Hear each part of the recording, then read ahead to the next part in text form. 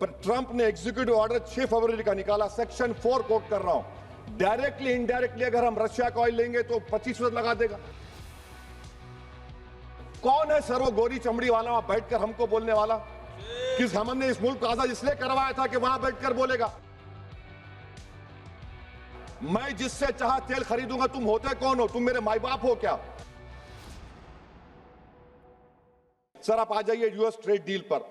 जो ट्रंप ने executive order 6 फरवरी का निकाला, सेक्शन 4 कोट कर रहा हूं। डायरेक्टली इनडायरेक्टली अगर हम रशिया का ऑयल लेंगे तो 25% लगा देगा। कौन है सर वो गोरी चमड़ी वाला वहां बैठकर हमको बोलने वाला कि हमने इस मुल्क को आजाद इसलिए करवाया था कि वहां बैठकर बोलेगा मैं जिससे चाहा तेल खरीदूंगा। तुम होते कौन हो? तुम मेरे माई बाप हो क्या? आप 25% लगाएंगे सर। और वर्ड क्या इस्तेमाल किया? इंडिया। यानी अब नयारा जो है नयारा कंपनी बंद हो जाएगी और हमको मॉनिटर करेंगे, आप भारत को उस पर ओवरसाइट करेंगे।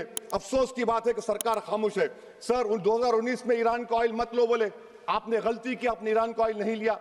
तो अमेरिका ने कहा कि इराक से लो, कंपेरेबल रेट पे, कंपेरेबल रेट पे, मार्केट रेट, नॉमिनल प्राइस पे नहीं।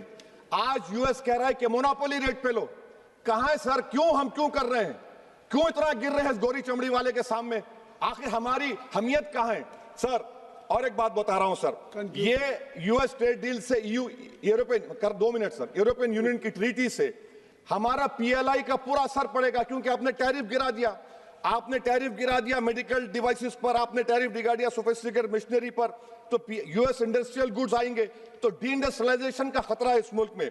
Sir you are we signing a free trade agreement और a force purchase order. Sir Bangladesh से यूएस ने कह दिया कि हमसे कॉटन खरीदो, 0 टैरिफ। सर भिवंडी, मालेगांव, बनारस के पावरलूम का क्या होगा? 70% रॉ कॉटन हम देते हैं बांग्लादेश को।